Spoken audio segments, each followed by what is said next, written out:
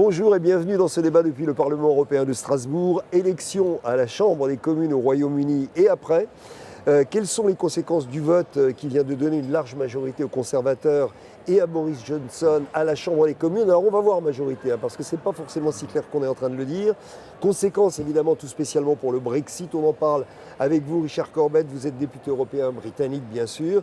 Vous faites partie ici au Parlement européen du groupe des socialistes et démocrates, vous êtes membre du Parti travailliste au Royaume-Uni, et Christian Allard, député européen écossais, britannique donc aussi bien sûr, vous êtes membre du SNP, du Parti national écossais. Vous êtes aussi ici au Parlement européen, membre des Verts Alliance Libre Europe. Merci à vous deux d'être autour de ce plateau, c'est extrêmement important. Revenons, si vous le voulez bien, sur les résultats de ces élections. Dans la presse européenne, on a retenu essentiellement, et on a été surpris d'ailleurs, du score important des conservateurs et du faible score des travaillistes. C'est pas comme ça que vous voyez exactement les choses, Richard Corbett, du côté travailliste, mais il faut décrypter, aller peut-être un tout petit peu plus loin dans l'analyse de ces résultats. Oui. C'est vrai que le Parti travailliste n'a pas bien fait dans ces élections. Mais je voulais juste souligner une chose. Une majorité des Britanniques, 53%, ont voté pour des partis qui voulaient refaire le référendum sur le Brexit, un nouveau référendum. Donc que Boris Johnson, sur base de 43% des voix, dit qu'il a un mandat pour foncer vers un Brexit quand même assez dur, ça quand même, il faut dire que on peut bien questionner cela. Oui, mais notre système électoral, qui n'est pas proportionnel, donc il récompense le premier dans chaque circonscription à un tour, même pas deux tours comme en France. Lui, il a pu gagner une majorité de sièges avec 43% des voix. Comment, de votre côté, Christian Allard, juste en quelques mots, vous analysez ce résultat? Vous vous attendiez à ce résultat-là? Alors, bon, du côté écossais, bien sûr, les résultats correspondent haut la main, j'allais dire, à ce que vous souhaitez, mais globalement, sur le vote global. On est très très déçus de ce qui s'est passé dans le reste du Royaume-Uni, certainement, mais de notre côté, en Écosse, nous avons eu 45% des voix sur vraiment un mouvement tout à fait pro-européen et tout à fait démocratique et aussi pro-immigration. Donc nous avons essayé pendant ce débat sur le Royaume-Uni d'exprimer ce côté de pro-immigration et de pro-européenne. Ça a marché très bien en Écosse, nous avons eu beaucoup de voix. Malheureusement, dans le reste de la Grande-Bretagne, je pense qu'il y a beaucoup de votes qui allaient peut-être aux libéraux-démocrates ou aux travaillistes avant, qui ont suivi Boris Johnson. Et on sait tous comment Boris Johnson a menti pendant cette campagne électorale. C'est vraiment un exemple de campagne électorale qui ne doit pas se reproduire en Europe. Je crois qu'il faut commencer à mettre des limites à comment une campagne peut se développer comme elle s'est développée. Je pense que nous, en Grande-Bretagne, nous avons un gros problème au niveau démocratique et au niveau politique quand on voit que le résultat de ces élections. Bien sûr. Rappelons-nous qu'on avait dit ça aussi à propos du référendum sur le Brexit. C'est-à-dire qu'on avait dit, et c'est vous notamment, les élus britanniques, qui nous l'aviez dit, vous nous l'aviez dit à nous, Européens, parce qu'on ne se rendait pas forcément compte qu'il n'y avait plus finalement qu'un thème qui était avancé dans le cadre de ce référendum sur le Brexit, c'était étranger ou pas étranger, migrant ou pas migrant. Il n'y avait pratiquement plus non plus, tout le vote était dérivé vers cette seule question, alors que bien entendu, et on s'en rend compte aujourd'hui, j'allais dire, ce n'était pas le seul problème. Il y a quand même cette tendance actuelle des votes dans des pays démocratiques comme les nôtres à dériver l'intérêt général du vote sur une question sur laquelle les gens répondent par oui ou par non, basiquement. Et simplifier, ultra simplifier une question très complexe, c'est ça. Je souligne aussi que les conservateurs ont fait mieux que la dernière fois par 1% seulement, 1% de plus. Mais le front anticonservateur, les voix se sont éparpillées. Les libéraux, les nationalistes écossais et les Verts, ensemble, ont monté de 5%.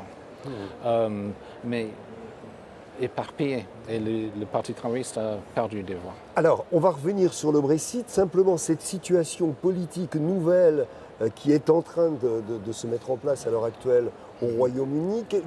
Quelles sont pour vous, qui êtes là-bas et qui ressentez les choses au quotidien, quelles en sont, j'allais dire, les conséquences immédiates? Comment vous voyez les choses se réinstaller, se réinstaurer à l'heure actuelle? Je ne sais pas, peut-être Christian Allard, comment vous voyez les choses? De notre côté, Bien sûr. au niveau Écosse, nous avions déjà prévenu en 2014 que le Royaume-Uni avait un problème démocratique de ses institutions politiques. Et maintenant, depuis 2014, on l'a vu, avec le vote du Brexit et maintenant la montée au pouvoir de quelqu'un qui est très extrémiste, M. Boris Johnson, nous voyons vraiment que nos institutions britanniques ont un gros problème, que ce soit le mode de scrutin électoral ou que ce soit la Chambre des communs. Je crois qu'il y a de grosses réformes à faire. Nous pensons en Écosse que maintenant, avec ce dernier vote, nous devons tourner la page et nous devons défendre les intérêts écossais et les intérêts du peuple écossais qui se sent très européens, qui avaient voté 62% Vous interprétez le à vote rester comme en ça, Europe. clairement, oui. Donc c'est absolument ça.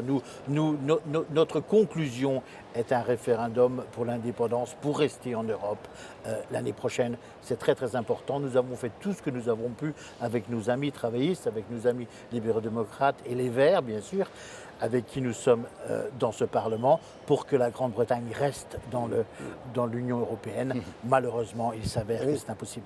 Alors, on va en parler. Oui. Allez-y. Sauf qu'en octobre, on avait coincé Johnson. Il ne pouvait pas faire passer à la Chambre des communes l'accord de Brexit. Et il n'avait pas non plus une majorité pour faire des élections anticipées. Donc, il ne pouvait pas bouger. Donc, à ce moment-là, on pensait qu'il allait lui-même être forcé, obligé à faire un nouveau référendum. Mais malheureusement, le Parti national écossais et les libéraux ont dit « Ah oui, on est d'accord pour faire des élections anticipées ». Et Johnson a saisi cette occasion, il a fait les élections et avec notre système, il a gagné une majorité. Vous disiez tout à l'heure, Richard Corbett, majoritairement les Britanniques qui ont voté seraient plutôt d'accord, seraient plutôt contre le Brexit, mais en même temps, l'échéance législative n'existe pas. C'est le problème qu'on a à l'heure actuelle, que vous avez à l'heure actuelle. Comme je l'ai dit tout à l'heure, 53% ont voté pour des partis qui veulent un nouveau référendum. Et aussi, chaque sondage d'opinion cette année, il y a eu des dizaines, tous sauf un, ont des majorités contre le Brexit s'il y avait un nouveau référendum. C'est ça. Alors, est-ce qu'on peut revoir avec vous, parce que je crois que cette question n'est pas forcément claire pour tout le monde à l'heure actuelle en Europe, quelles sont les échéances, on revient au Brexit, à partir de maintenant? Donc, on a le premier point de butée, c'est le 31 janvier qui vient, c'est-à-dire de 2020. Qu'est-ce qui se passe le 31 janvier exactement? Qu'on comprenne bien comment ça va se passer, parce qu'il y a plusieurs étapes. Allez-y. À part une incompétence totale de M. Boris Johnson, la Grande-Bretagne sortira. C'est toujours possible. Vous avez tout à fait raison, Richard, c'est toujours possible. A priori, la Grande-Bretagne se retirera de l'Union européenne. Et après, il y aura une période de transition qu'il essaye de faire. M. Boris Johnson veut que la période de transition se termine en fin 2020. C'est ce qui est prévu. Nous pensons que c'est tous impossible, mais pourquoi pas. Ça serait les échéances. C'est ça. Donc 1er janvier 2021 serait la nouvelle échéance, on va dire. Oui, de toute façon, le Brexit aura lieu, sauf imprévu, le fin du mois prochain.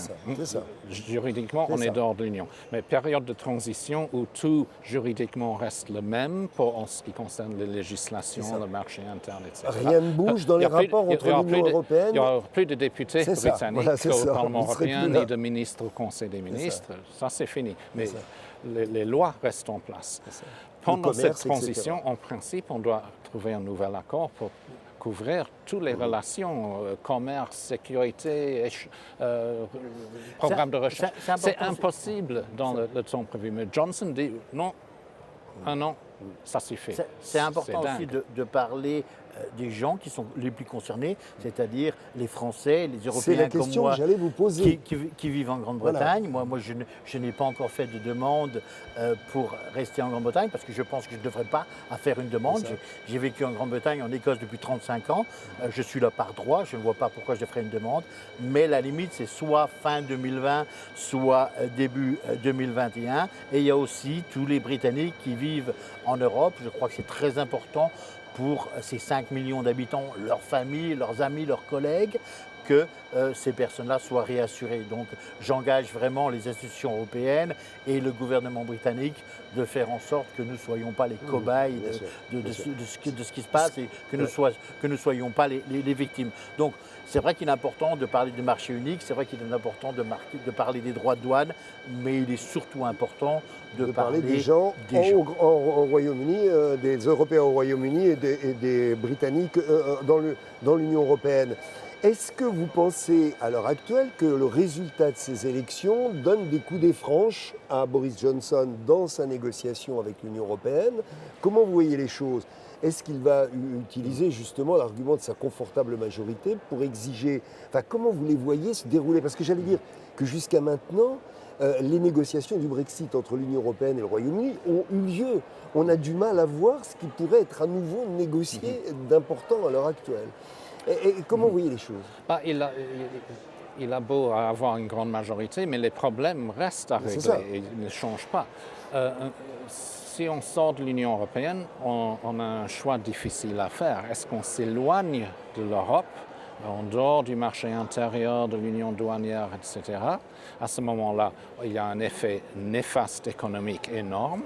Ou est-ce que pour éviter ça, on veut rester près de l'Union, à peu près presque dans le marché intérieur comme les Norvégiens, peut-être dans l'union douanière, mais à ce moment-là, il faut suivre toutes les règles européennes sans plus avoir son mot à dire, puisqu'on n'est plus État membre. Ni l'un ni l'autre est bon pour le Royaume-Uni, mais il faut choisir, et ça, Johnson ne l'a toujours pas vraiment fait. Alors, est-ce que c'est important qu'il y ait un accord sur le Brexit? Est-ce que la possibilité qu'il n'y en ait pas est plausible aujourd'hui? Comment vous voyez les choses?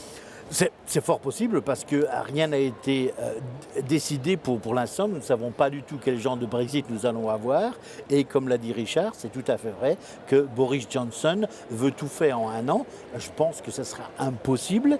Et si c'est impossible, et si Boris Johnson veut vraiment le faire en un an, la seule solution, c'est un Brexit sans accord. Et un Brexit sans accord, c'est une calamité pour tout le monde en Grande-Bretagne, pour l'Irlande aussi, et pour toute l'Union européenne, tous les membres de l'Union européenne. N'oublions pas qu'un Brexit sans accord sera une calamité pour tout le monde. On parle de l'Irlande, Richard Corbett, revenons, puisque encore une fois, vous le disiez il y a quelques instants, rien n'a changé parce qu'il y a eu les élections. C'est notamment le cas pour l'Irlande. Comment se pose qu'est-ce qu'il pourrait y avoir de nouveau à partir de maintenant en Irlande? Oui, alors l'Irlande du Nord a voté pour rester pour de bonnes raisons.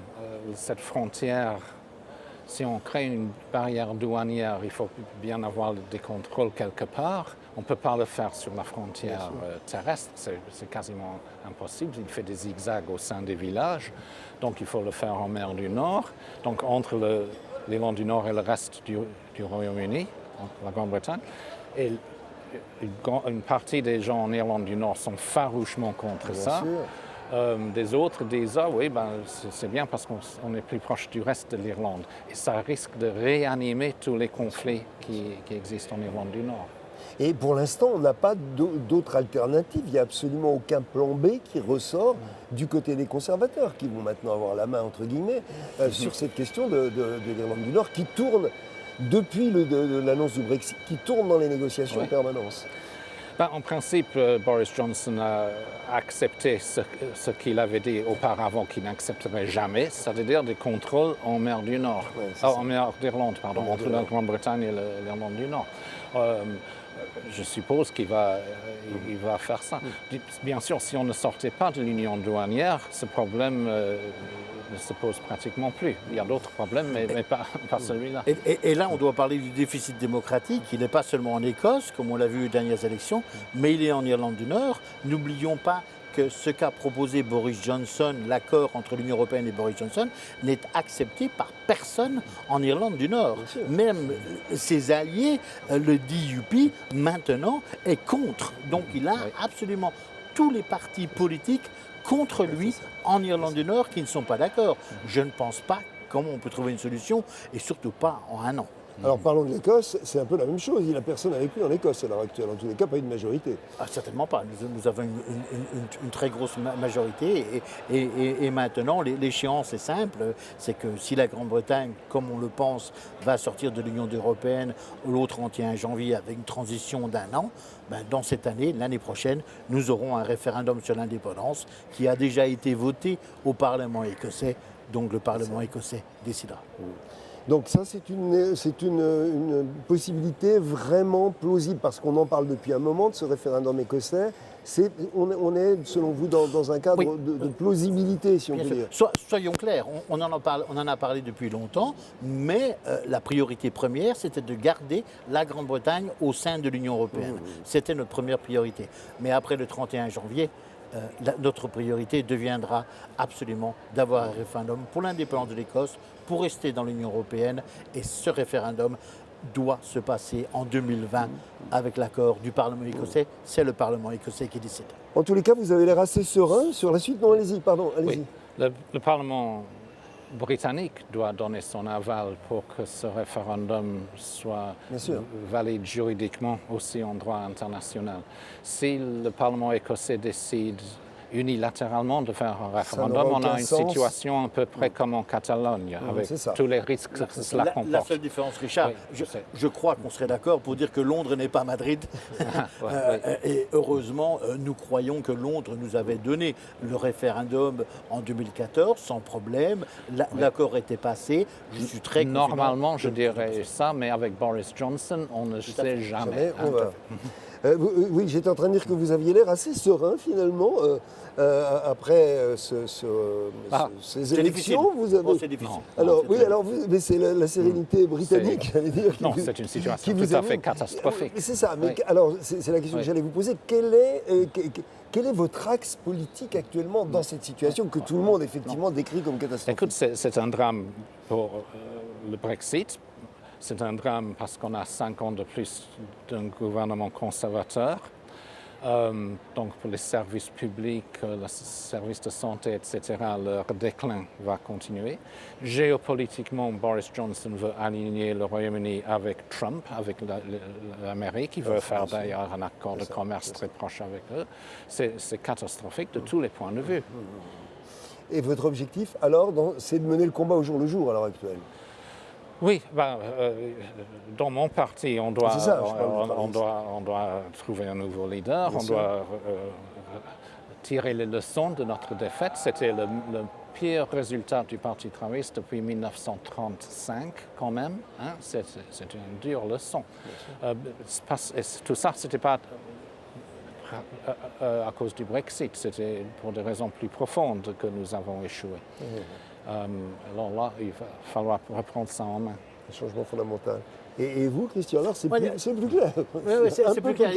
Et surtout, c'est une démonstration, et ça, Richard peut peut-être le reconnaître, et on doit le reconnaître au sein de l'Union européenne et aussi aux États-Unis, que nous devons être des partis d'avenir, des partis modernes et des partis qui soient pro-européens. Quand je parle de pro-européens, c'est des valeurs européennes et surtout pro-immigration.